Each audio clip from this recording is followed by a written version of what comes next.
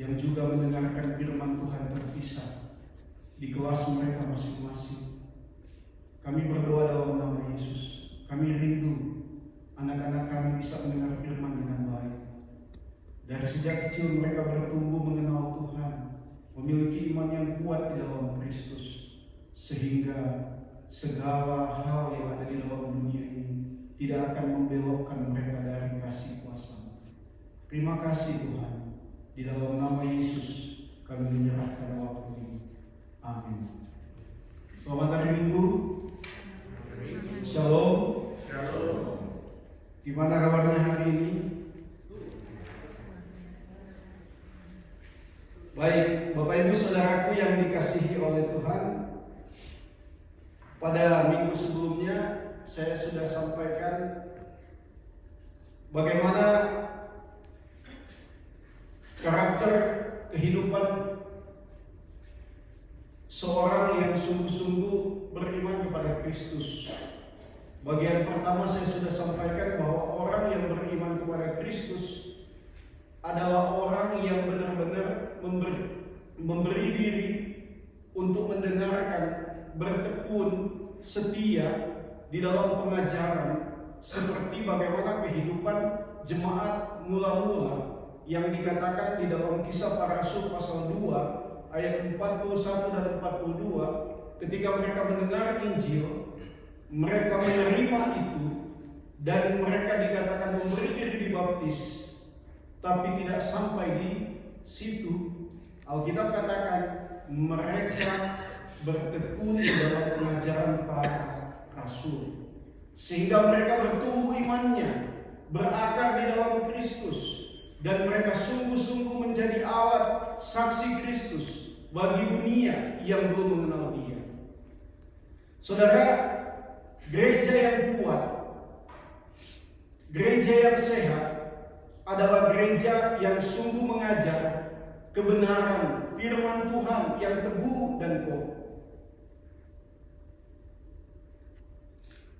Orang Kristen yang mengatakan percaya kepada Kristus, dia hanya bisa memiliki iman yang kokoh, bertumbuh kalau dia hidup di dalam firman. Seorang yang berkata dirinya Kristen, tapi dia tidak hidup dalam firman, adalah orang yang sebenarnya mati secara rohani, tetapi hidup secara fisik. Hidup secara fisik, tetapi mati secara rohani. Karena itu hari ini saudaraku, saya mau sampaikan bagiannya yang kedua. Seorang yang beriman sejati di dalam Kristus adalah seorang yang sungguh-sungguh mencintai kebenaran firman Tuhan. Mengapa kita harus mencintai kebenaran firman Allah? Apa pentingnya kebenaran firman Allah bagi setiap kita? Apa manfaatnya kebenaran firman Allah bagi orang percaya sehingga kita harus bertekun di dalamnya? Mari kita buka Alkitab kita. Matius pasal yang keempat ayat pertama sampai ayat yang ke-11.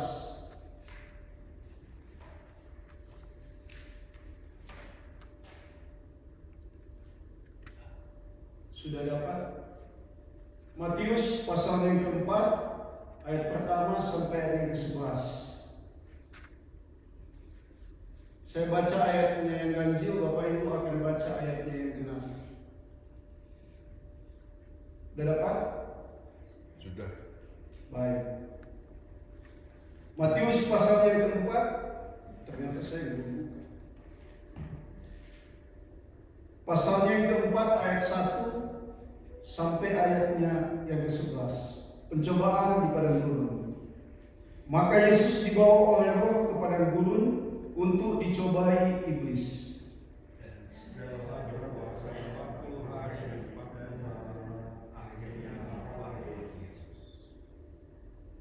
Lalu datanglah si pencoba itu dan berkata kepadanya, "Jika engkau anak Allah, perintahkanlah supaya batu-batu ini menjadi roti." Tetapi Yesus menjawab, "Ada tertulis, manusia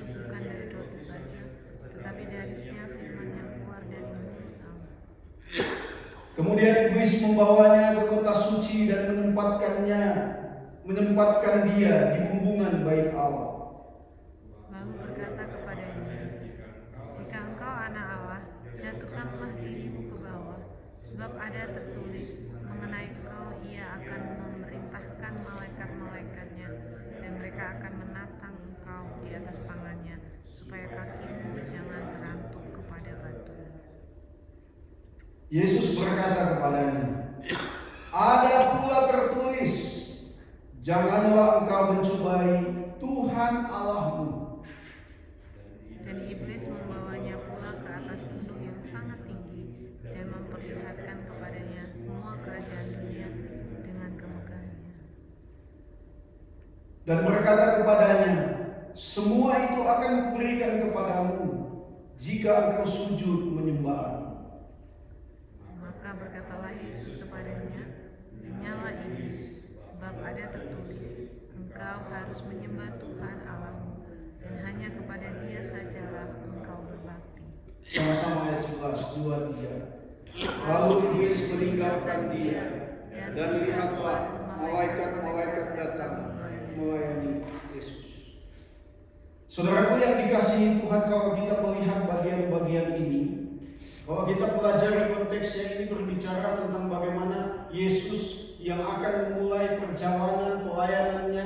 Dia akan memilih para murid, mencari para murid, bahkan akan berkeliling ke kota-kota, ke desa-desa. Tetapi ternyata sebelumnya Alkitab katakan bahwa ada waktu di mana Yesus dibaptis, dan kita melihat setelah itulah Yesus mengalami pencobaan di padang gurun. Dan saudaraku, kalau kita lihat ayat 1 di sana dikatakan, maka Yesus dibawa oleh Roh ke padang gurun untuk dicobai iblis. Saudara, kenapa Alkitab mencatat dengan begitu jelas, tegas bahwa ternyata yang membawa Yesus ke padang gurun itu adalah Roh Kudus, bukan iblis. Ya kan? Dikatakan dibawa oleh roh, itu bukan roh setan, bukan roh jahat, bukan. Tetapi itu berbicara bagaimana Roh Kudus menuntun Yesus menghadapi pencobaan yang tidak mudah di padang gurun. Artinya apa ini, saudara? Kita lihat bahwa ternyata Yesus sama sekali tidak dapat dikendalikan oleh kuasa kegelapan. Meskipun dia akan pergi menghadapi pencobaan yang akan dilakukan oleh iblis, tapi bukan iblis yang membawa dia. Karena apa? Yesus tidak dapat dikendalikan oleh siapapun, oleh apapun, termasuk oleh iblis. Tidak bisa, saudara. Karena itu dikatakan bagian ini sangat jelas, maka yang membawa bukan setan, bukan iblis, bukan roh jahat, tetapi Yesus dibawa oleh Roh Kudus. Saudaraku, kalau kita baca bagian ini, maka ini berbicara tentang Yesus yang baru selesai menjalani puasa 40 hari 40 malam. Siapa yang pernah puasa di antara kita?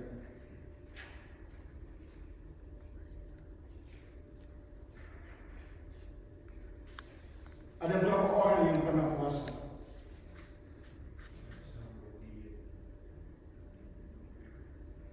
Yesus itu sebelum menjalani perjalanan pelayanan yang begitu panjang, dengan tantangan menghadapi segala hal, dikatakan dia berpuasa. Ini menunjukkan penyerahan dirinya pada kehendak Allah. Sederhana aja saya berpikir, saudara. Seorang yang tidak belajar melatih dirinya untuk mengekang keinginan dagingnya, salah satunya lewat puasa. Harus belajar. Karena apa? Orang yang berpuasa menunjukkan bahwa dia menyerahkan dirinya untuk hidup dalam perjalanan pelayanan dengan iman yang Tuhan taruh di dalam hati.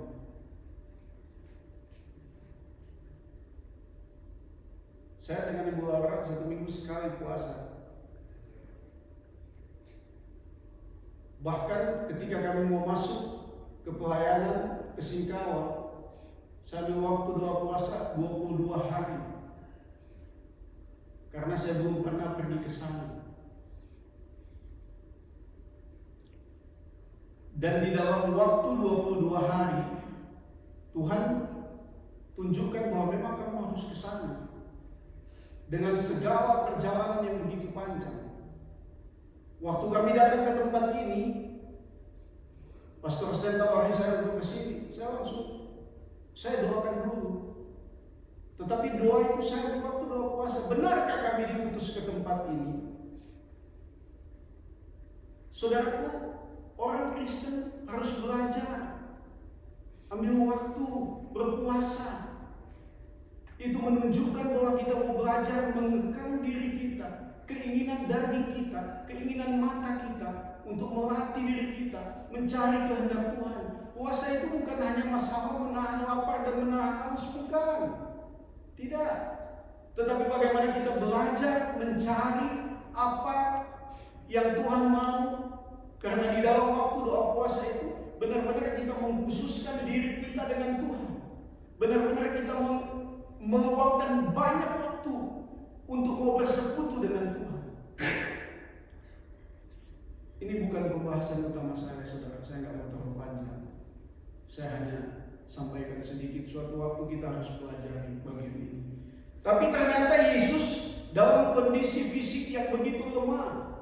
Yesus dalam kondisi fisik yang lapar, dia membutuhkan makanan. Dan dikatakan di dalam ayat 3, lalu datanglah si pencoba itu. Iblis dikatakan si pencoba karena apa? Memang tujuan utamanya untuk mencobai dan menjatuhkan manusia.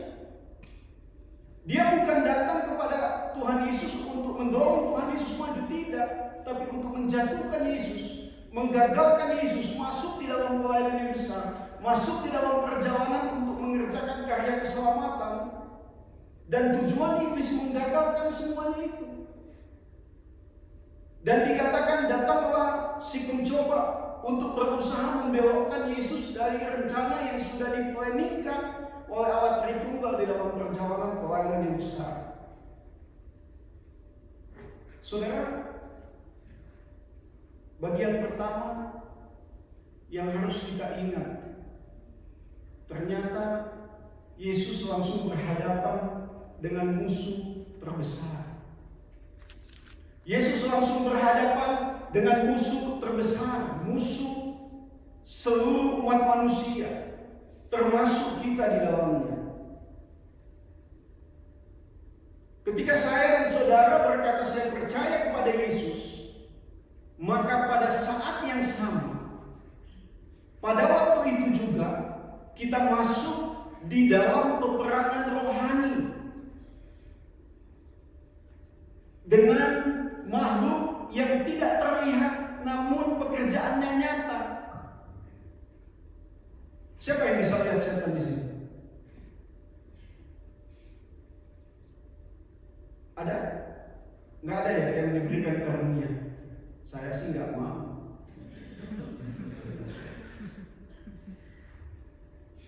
Saya beberapa kali ketemu dengan orang yang diberikan karunia katanya ya, saya pernah bisa lihat setan.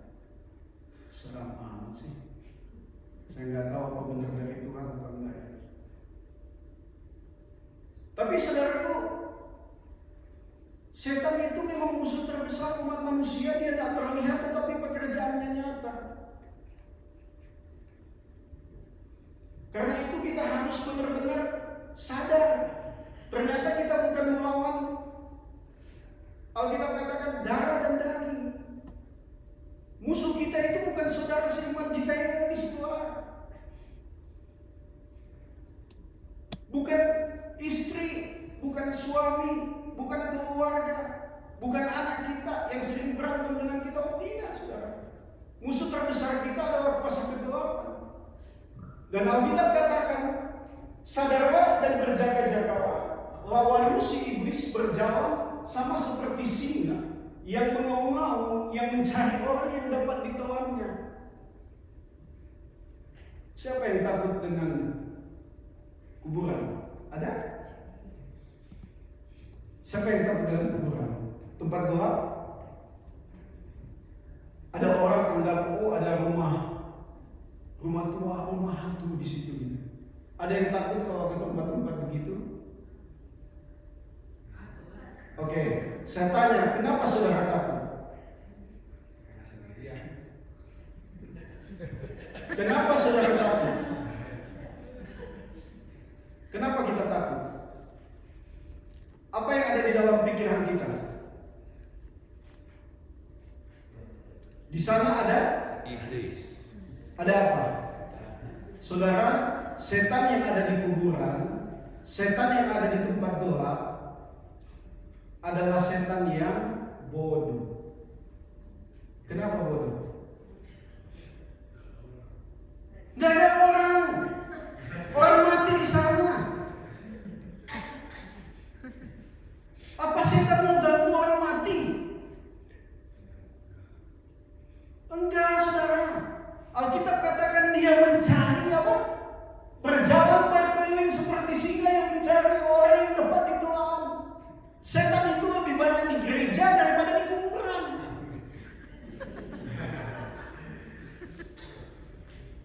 Iya. Karena apa? Setan itu gak ada gunanya. Mungkin ada setan-setan di kuburan, setan di tempat gelap, tetapi itu setan yang tingkat pendidikannya mungkin kurang. Kenapa? Untuk apa di sana? Iya kan? Setan itu tujuan utamanya datang merusak hidup pribadimu, merusak hati pikiranmu, merusak kehidupan keluargamu, merusak kehidupan persekutuan di dalam gereja, merusak kehidupan persekutuan orang percaya. Bukan pergi ke orang yang sudah meninggal. Ngapain, saudara? Jangan kita tertipu, saudara. Setan bukan tujuan utamanya ke sana, tetapi tujuan utamanya membuat manusia berbelok dari Tuhan, membuat manusia untuk tidak percaya akan Tuhan, membuat manusia untuk tidak percaya, oh ternyata Yesus mati bagi saya, oh ternyata Yesus tergantung di atas saya bagi saya, oh ternyata Yesus melakukan segala-galanya bagi saya, oh ternyata orang ini sangat mengasihi saya. Dia akan tanamkan, tidak, dia itu musuh, dia itu gosipin kamu tiap-tiap hari. Karena itu gereja pecah, keluarga tercerai-berai, persekutuan hancur karena tidak sadar bahwa musuh utama itu setan, tidak terlihat. Mereka pikir dia tidak berbuat sesuatu.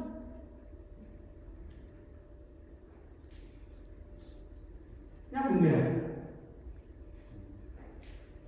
Karena itu banyak orang percaya, hidupnya ketika dia percaya tiba-tiba kok berubah. Ada keluarga yang seakan kelihatannya aman, nyaman, tapi ternyata seakan tidak ada angin, tidak ada hujan pecah dan lain sebagainya. Oh saudara, melawan pekerjaan kuasa kegelapan itu bukan sesuatu yang mudah. Karena apa saudara? Siapa yang lebih tua dari setan?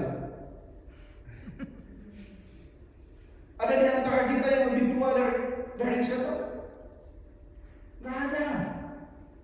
Dia sudah ada sebelum kita ada.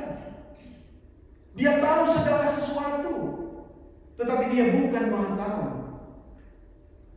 Dia berkuasa, tetapi dia bukan maha kuasa.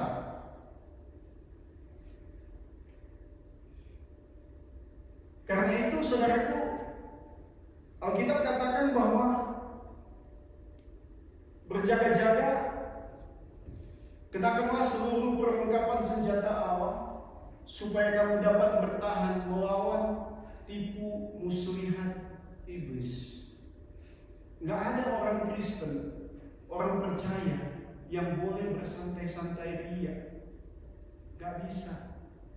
Kita ini ada di dalam peperangan setiap waktu, harus siap berjaga-jaga dengan seluruh perlengkapan senjata Allah. Saya nggak mau bahas satu-satu, ada waktunya kita bahas seluruh perlengkapan ini. Tapi kenapa dikatakan Yesus dicobai iblis? Karena memang saudara, bagian ini mau mengingatkan kita bahwa musuh terbesar Yesus dan seluruh umat manusia itu adalah iblis. Karena itu Yesus menghadapi pencobaan yang tidak mudah. Hari ini kita mau pelajari bagaimana cara Yesus menghadapi pencobaan pada saat itu. Alkitab. Dikatakan di dalam ayat ini, saudaraku, bahwa ayatnya yang selanjutnya, pencobaan pertama itu berbicara tentang jika engkau anak Allah, jika engkau anak Allah, perintahkanlah supaya batu-batu ini menjadi roti.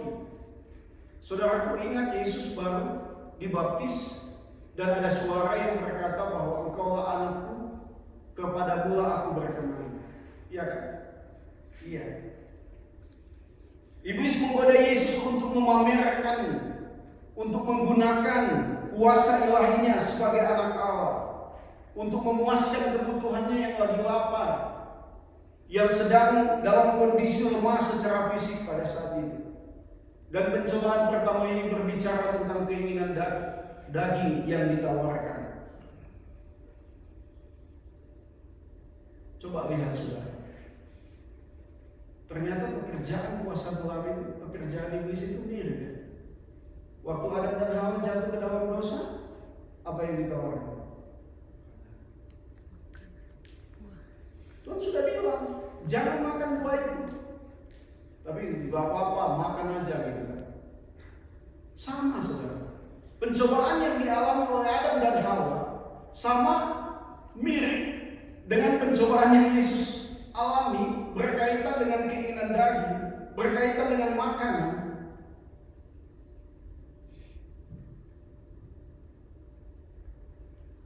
Dan kalau kita lihat, saudaraku, Yesus di dalam kondisi lapar dikatakan, tetapi Yesus menjawab,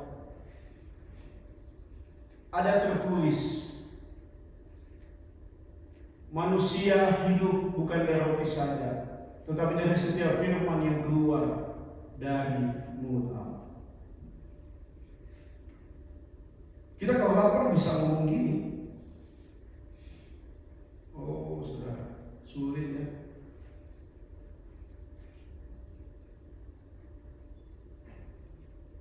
Yesus mengajarkan bahwa sumber kehidupan dan kebutuhan terpenting manusia bukanlah berkaitan dengan makanan, bukanlah berkaitan dengan sesuatu yang dapat memuaskan perut kita, tetapi ternyata kesetiaan mendengar, merenungkan, mempelajari, mendalami firman Allah adalah kebutuhan utama yang harus kita miliki.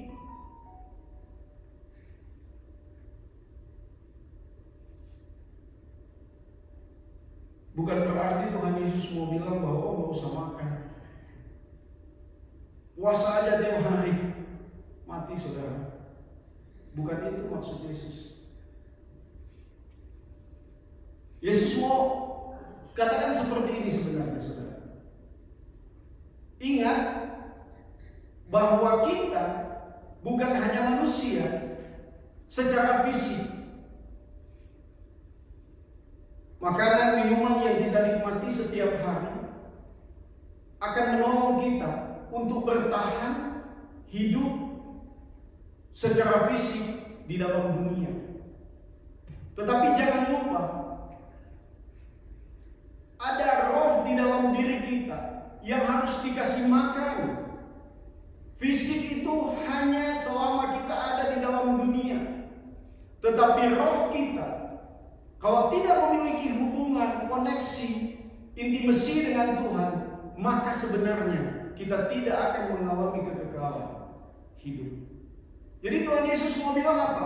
Jangan hanya memikirkan, mempersiapkan, memperjuangkan hal yang sementara.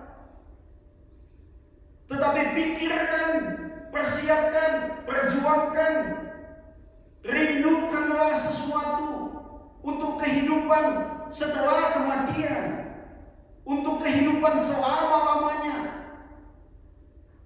Pekerjaan setan, saudara, di dalam dunia ini untuk kita manusia sering sekali berbicara tentang hal-hal yang sementara, sering sekali berbicara tentang hal-hal yang fana. Wah, setan akan terus-menerus membuat kita sibuk melakukan segala kedagingan kita manusia, sehingga kita lupa ternyata hal yang terpenting di dalam hidup kita adalah kita memberi makan roh kita dengan firman yang keluar dari mulut Allah, kata firman. Karena itu dikatakan bahwa manusia hidup bukan dari roti saja, tetapi dari setiap firman yang keluar dari mulut Allah, yang diucapkan oleh Allah, yang sudah ada, yang sudah tertulis, yang dapat kita nikmati setiap hari, saudaraku. Dan ini hal yang sudah ada di dalam perjanjian lama yang Yesus kutip, saudara. Ulangan pasal yang ke-8 ayat yang ke-3.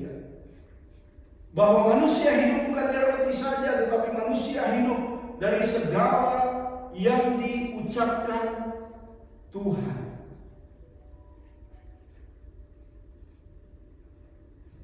Yesus melawan godaan yang dilancarkan oleh pekerjaan iblis dengan mengingat akan firman Allah. Bukan dengan kemampuan manusia. Waktu dia datang ke dalam dunia kan dia 100% manusia dan juga Allah, ya. Tapi dia benar-benar bertahan dan menyerang dengan firman yang sudah ada.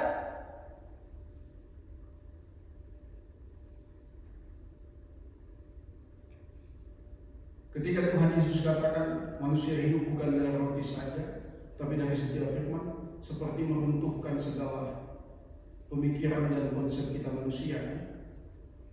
Karena kita berjuang habis-habisan hanya untuk itu. Tapi Tuhan katakan, oh, itu bukan hal yang utama.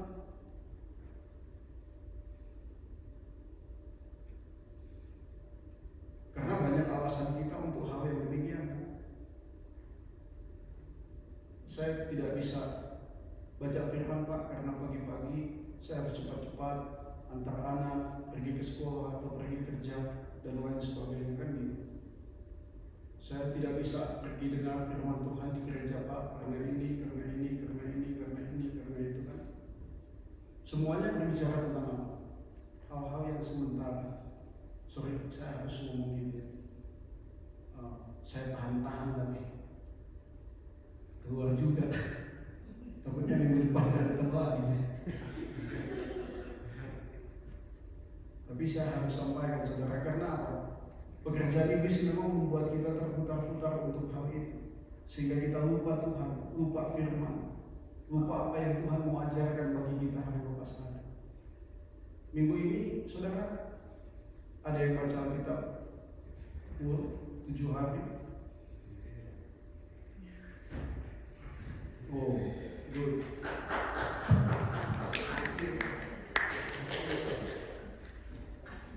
Mari saudara sama-sama berjuang gitu ya. Karena apakah kita sudah menempatkan firman itu sebagai hal yang terpenting di dalam hidup kita, terlihat dan teruji dari kesetiaan kita membaca, merenungkan, mendalami, mengingat dan melakukan. Nggak ada cara lain. Siapa yang pernah sakit? Semua. Siapa yang pernah sakit baru kasih Alkitab di atas kepalanya? Ada? Nggak ada. Pernah nggak lihat seperti itu, saudara? Saya sering kunjungi orang di rumah sakit gitu, saya lihat Alkitab di kepalanya. Gitu. Apa gunanya, saudara? Ada gunanya? Nggak ada. Alkitab itu bukan untuk tanpa dibaca, oh, saya taruh di atas kepala saya supaya setan tidak datang. Tidak, saudara. Malah pemahaman itu adalah pemahaman yang setan pakai untuk mengelabui saudara dan saya. Ini Alkitab ini bukan jimat yang tiap hari ada di lemari rumah kita. 1 minggu pas mau ke gereja baru diambil. Saudara tahu nggak mau cari tahu Alkitab yang dibaca atau tidak? Kalau Alkitabnya masih baru, terus menerus baru bertahun-tahun, tanda-tanda itu nggak dibaca. Tapi kalau Alkitabnya sudah ada yang mungkin sobek, ada yang mungkin kotor, dan lain sebagainya. Alkitab yang susah dibuka, saudara, tanda-tanda itu hanya jadi jimat di dalam rumah. Alkitab itu bukan untuk demikian. Ada juga yang taruh di atas pintu rumah. Apa setan akan lari? Tahu enggak, saudara? Setan itu lihat salib yang saudara pakai aja, dia nggak takut. Lihat salib yang saudara pakai, dia nggak takut. Karena banyak orang yang pakai salib, ketemu kok di got. Got itu apa? Selokan, saudara. Artinya apa? Ada orang yang pakai salib besar-besar, malam minggu mabuk, tidur di selokan. Pernah ketemu, saudara?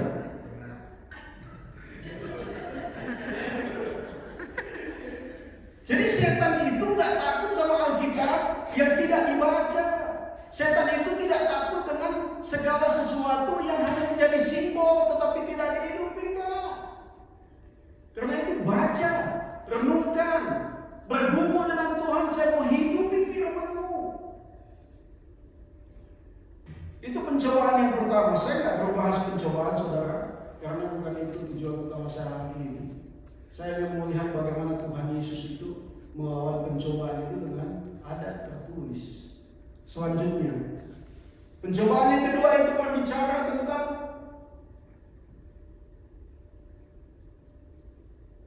pencobaan yang kedua dikatakan bahwa jika engkau anak Allah, jatuhkanlah dirimu ke bawah, sebab ada tertulis. Stop dulu, saudara. Ternyata apa? Setan tahu kalau kita. Isi Alkitab itu setan tahu, iblis tahu. Karena itu dia bilang, ada tertulis, sebab ada tertulis mengenai engkau, ia akan memerintahkan malaikat-malaikatnya dan mereka akan menatang engkau di atas tangannya supaya kakimu jangan terantuk kepada batu.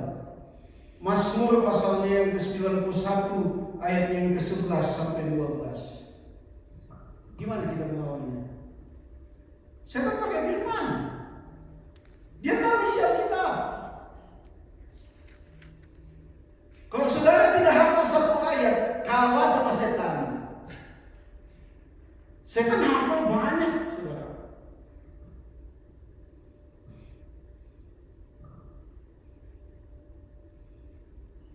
Jadi ternyata setan menggunakan ayat firman Allah bukan dengan maksud yang benar, bukan dengan tujuan yang benar, dan bukan dengan penafsiran yang benar. Hati-hati, saudara. Banyak orang bicara firman, banyak orang mengajar, tapi sebenarnya bisa dipakai setan untuk menyesatkan manusia.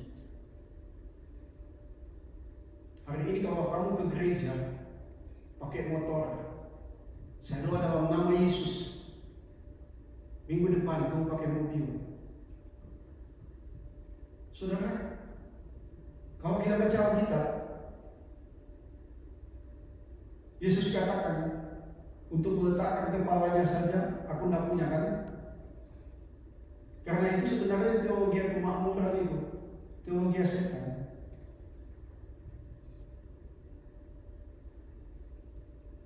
Karena apa? Hanya menawarkan hal-hal yang sementara. Saudaraku, setan mau berusaha mempengaruhi Yesus supaya meragukan bahwa ternyata perlindungan Allah Bapa di dalam dirinya itu sempurna. Oh, kita harus coba. Kalau kamu menjatuhkan dirimu ke bawah, nanti ada yang akan menahan, ada yang akan menangkap. Bukan itu tujuan firman Allah yang dimaksud di dalam Mazmur pasal 91 ayat 11 dan 12. Bukan.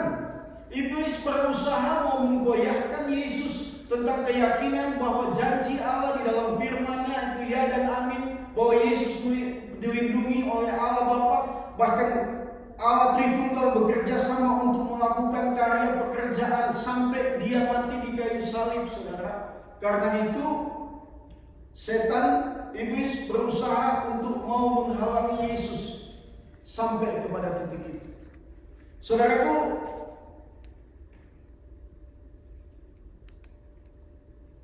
sama lagi kalau kita baca kisah hidup Adam dan Hawa ketika mereka menghadapi pencobaan. Saudara tahu apa enggak yang iblis lakukan? Dikatakan di dalam Keluaran pasal 3 ayat 1, tentulah Allah berfirman, semua pohon dalam taman ini jangan kamu makan buahnya, bukan?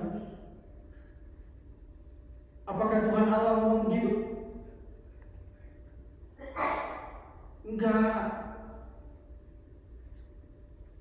Jadi ternyata setan itu berusaha memutarbalikkan firman Allah, berusaha untuk memanipulasi, berusaha untuk menipu manusia, memperdaya manusia supaya segala sesuatu bisa digunakan untuk membuat manusia jatuh, untuk membuat manusia ikut pada rencana dan kehendak yang dia mau. Karena itu saudaraku, hati-hati gunakan hatimu, bukan. Hati-hati saudara, ketika kita dengar firman dari siapapun termasuk dari saya, jangan langsung amin. Jangan. Baca, renungkan, dalami, cari sebanyak mungkin referensi, dengar setiap khotbah firman Allah dan lain sebagainya untuk memperkaya hidupmu, supaya kamu bisa membedakan, oh ternyata apa yang disampaikan itu kurang benar, apa yang disampaikan itu seakan menyesatkan dan lain sebagainya. Karena setan juga bergerak lewat hal itu.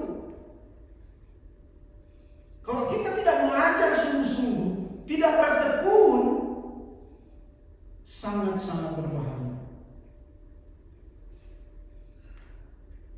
Banyak orang berkata, saya sudah gak butuh belajar, saya sudah tahu firman, ngapain lagi saya pergi dengar pastor Owen khotbah, ngapain lagi saya ke gereja, ngapain lagi saya ikut Bible study, ngapain lagi. Karena apa? Kita sudah berpikir kita tahu. Bahkan mungkin orang berpikir saya percaya Yesus cukup. Wah, bahaya ini saudara. Orang yang tidak memberi diri untuk dituntun lewat kebenaran firman, untuk mendengarkan Tuhan berbicara melalui siapapun, adalah orang yang hidup di dalam keangkuhan. Dan itulah yang setan mau. Amsal pasal 16 ayat 18 katakan, kecongkakan mendahului kehancuran dan tinggi hati mendahului kejatuhan. Jadi kalau saya dan saudara tidak siap untuk diajar oleh Tuhan melalui orang-orang yang sudah Tuhan dan mau pakai untuk hidup saudara, maka tanda-tanda kehancuran dekat pada hidup kita. Saudara, saya tiap hari dikhotbahi.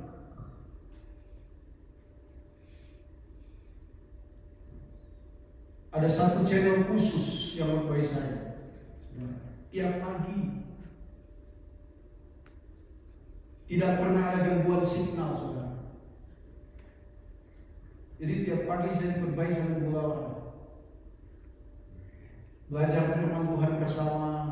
Saya memang dalam hati saya mau banyak dengar istri saya karena di gereja saya sudah banyak bicara kan.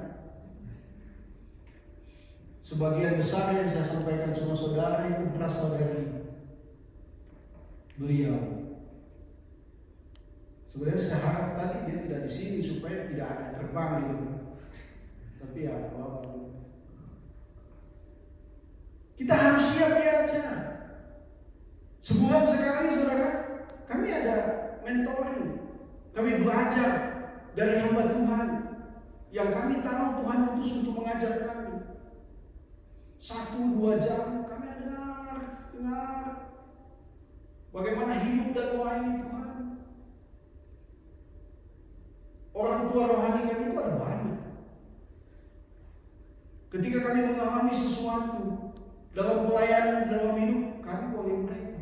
Setiap waktu kami bisa hubungi mereka karena mereka tahu bahwa melayani Tuhan itu membutuhkan kekuatan dari orang-orang yang mengasihi Tuhan.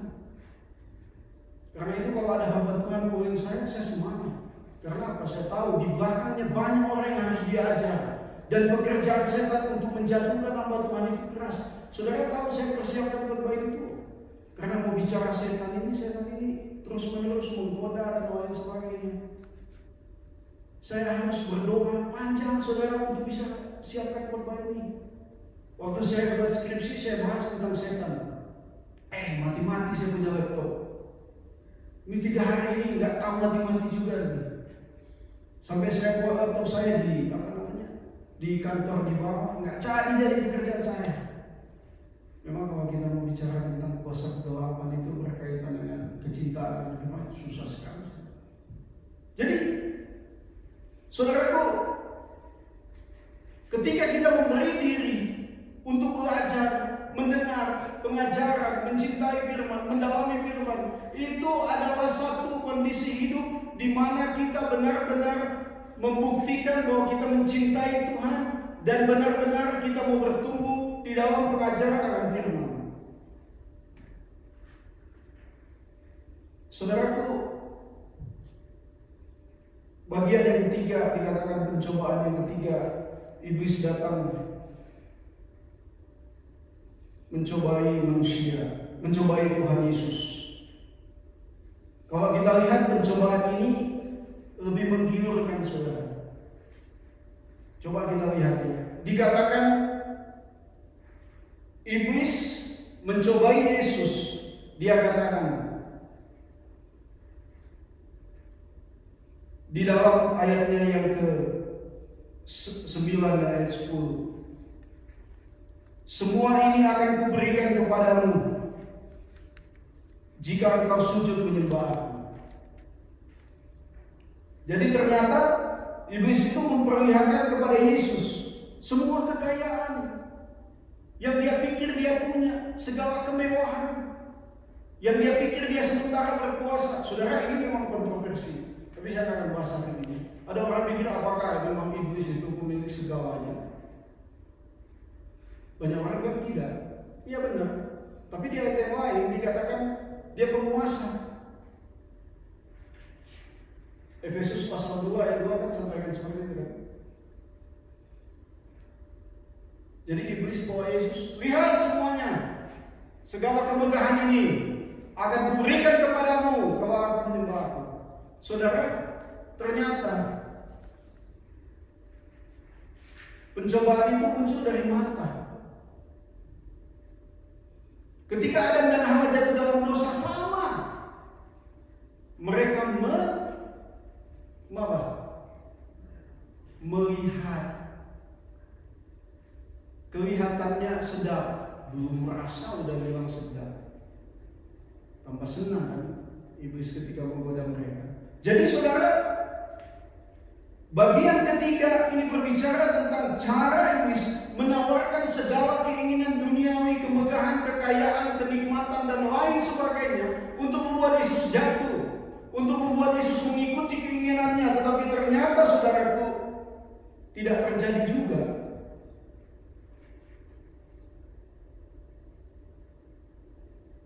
Saudara, karena itu kita harus benar-benar berhati-hati dengan mata kita. Dunia hari ini menawarkan segala sesuatu yang mewah. Saya lihat orang-orang di FB itu saudara lagi tren apa namanya nih, editan AI itu dengan mobil yang canggih, lagi pegang setir, padahal dia nggak punya mobil, pengen punya mobil. Lihat nggak saudara? Nggak lihat ya, nggak apa-apa deh. Banyak orang memiliki iming-iming, keinginan, kemauan untuk menikmati segala kemewahan, kemegahan, keindahan, dan segala sesuatu yang ditawarkan oleh dunia ini. Apakah itu salah?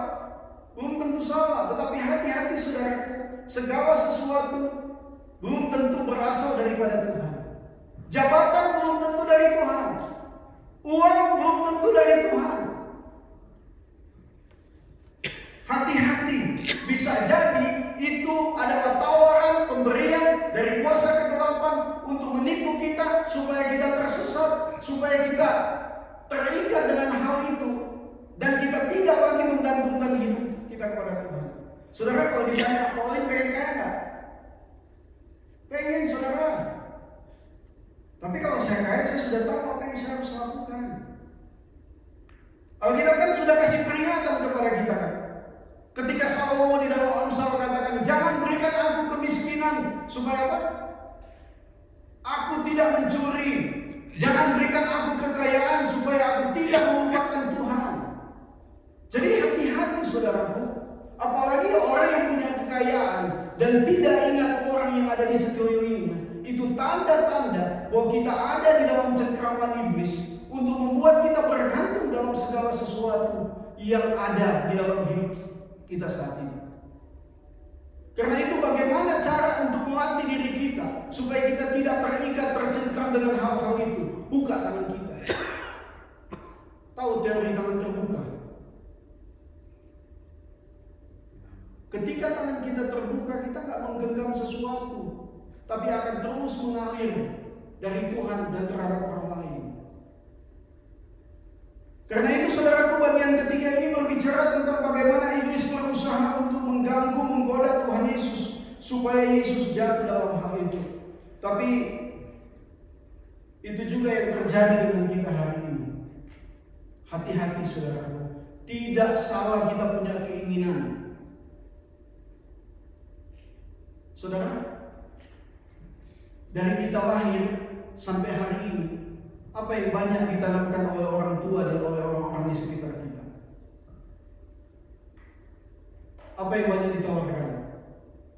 Kamu harus sukses, ya nggak? Kamu harus punya pekerjaan yang baik. Kamu harus jadi pejabat, gitu. Contoh. Kamu harus jadi ini. Kamu harus jadi ini. Bahkan kalau nilainya di sekolah itu, awalnya yang dapat 9, tiba-tiba hari ini 8, langsung dikorbanin, duduk langsung. Karena apa? Kita berharap segala sesuatu. Saudara salah nggak? Nggak salah. Tapi hati-hati. Dan banyak sekali kita terima hal-hal yang sementara. Orang tua dan sekeliling kita nggak menanamkan untuk cinta Tuhan dan diri. Saya berdoa sungguh-sungguh untuk saya dan saudara hari ini. Untuk kita benar-benar ingat apa yang terpenting untuk kita dan untuk keturunan, untuk anak-anak kita.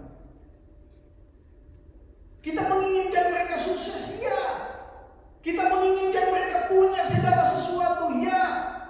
Tapi hati-hati saudara kalau kita tidak mengatakan kepada mereka bahwa Tuhan dan firman itu yang utama dalam hidup mereka. Mereka pasti tersesat.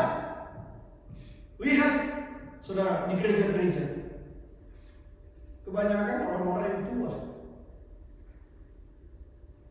Di sini masih banyak yang muda, jangan tersinggung ya. Kenapa kita nggak didik anak-anak kita di jalan Tuhan?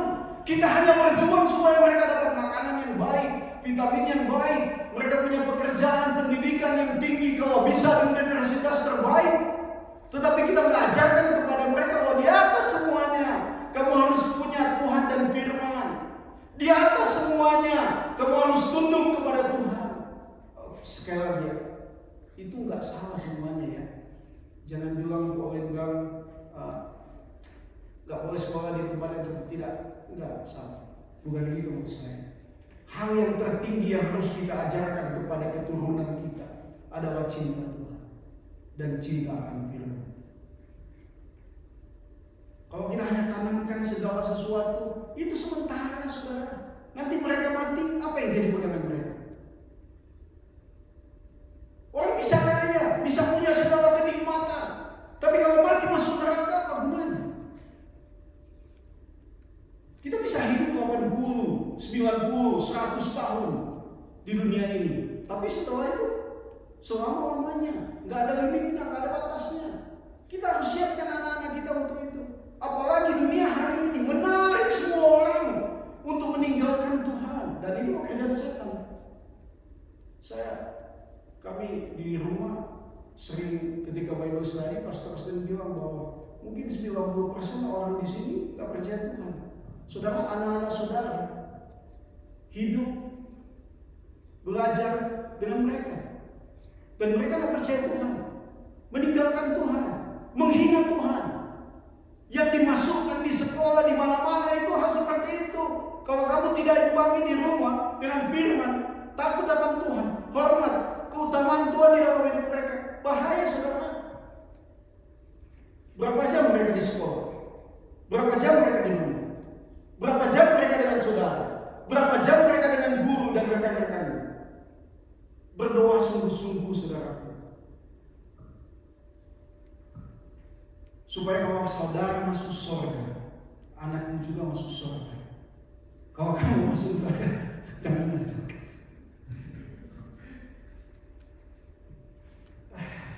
Udah panjang ya. Saudaraku, Matthew Henry berkata, iblis memperdaya manusia dengan memperlihatkan dunia dan kemegahannya, tetapi menyembunyikan dosa, sengsara, dan maut. Yang mengotori keindahan kemuliaan ini dengan mata manusia. Ia juga menyembunyikan kesusahan, kesengsaraan yang mengikuti harta kekayaan serta duri-duri yang ada di dalamnya. Saudara, setan itu nggak datang dengan cara yang menyeramkan, kan? Jadi nggak usah takut kalau di kuburan, nggak usah takut kalau di tempat-tempat yang gelap. Tapi kadang saya takut juga sih. Saudara, karena apa? Dia datang bukan dengan cara begitu. Gak seperti Halloween, nampaknya seram. Kalau seram, kita lari nggak? Lari nggak? Kalau kita lihat wajah yang seram, lari nggak? Lari. Apakah tujuan setan supaya kita lari dari dia? Tidak. Tujuan setan supaya kita dekat sama dia.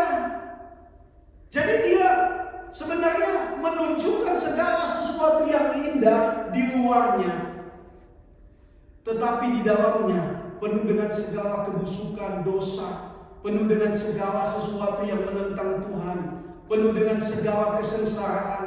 Jadi dosa gak mungkin mendatangkan kebaikan bagi manusia. Segala sesuatu yang ditawarkan setan gak mungkin mendatangkan hal yang indah dalam hidup setan. Gak mungkin. Hanya sementara aja saudara, tapi di dalamnya segala sesuatu yang akan hancurkan hidup saya dan saudara. Hati-hati saudara. Kalau setan datang dengan menakutkan, saya senang, karena saya langsung lari. Tapi kalau dia datang dengan segala hal, keinginan, keindahan, keinginan mata, keinginan daging, kemewahan, segala sesuatu yang ditawarkan, oh mau kita. Karena itu Yesus berkata, sebab ada tertulis, lagi-lagi melawan kemegahan yang ditawarkan setan dengan firman. Nggak ada cara lain saudara. Karena itu cintai firman, rindukan firman dalam hidup kita, belajar dengan begitu kuat tiap-tiap hari. Jangan lengah sedikit pun. Tuhan Yesus sudah berikan teladan, melawan setan gak ada cara lain. Hanya dengan belajar akan firman Tuhan dengan ketekunan. Karena itulah jemaat mula-mula melakukan itu. Mereka tahu mereka masuk di dalam peperangan, sehingga mereka benar-benar mempersiapkan diri dari pengajaran para rasul. Karena itu saudaraku, ternyata nggak ada cara lain. Yang mungkin hari ini belum berjuang, jatuh bangun, it's okay. Mari bangkit lagi. Kalau dalam 1 minggu kita bolongnya 1, oke. Bolongnya 2, oke. Bolongnya 3, oke. Bolongnya 4 bukan bolong sobek. Itu saudara. Iya kan? Kalau bolong kan kecil-kecil gitu. Kalau sudah kebanyakan yang enggaknya sama ini sobek lah itu. Iya kan saudara? Jadi saudara, pada akhirnya kita harus ingat bahwa seorang yang percaya kepada Kristus sungguh-sungguh sebagai Tuhan dan Juru Selamat hidup, yang mengaku dari mulut dan percaya dalam hati, tidak mungkin hidup tanpa firman. Tidak mungkin. Kita akan next nanti perenungan selanjutnya ya.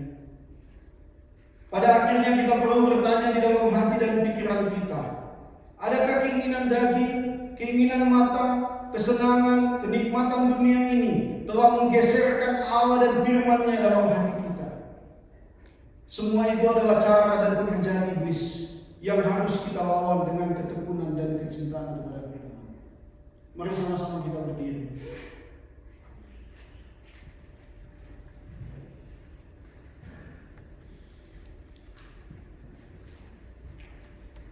Sambil kita mempersiapkan diri untuk kita akan bersama-sama dalam perjamuan yang kudus.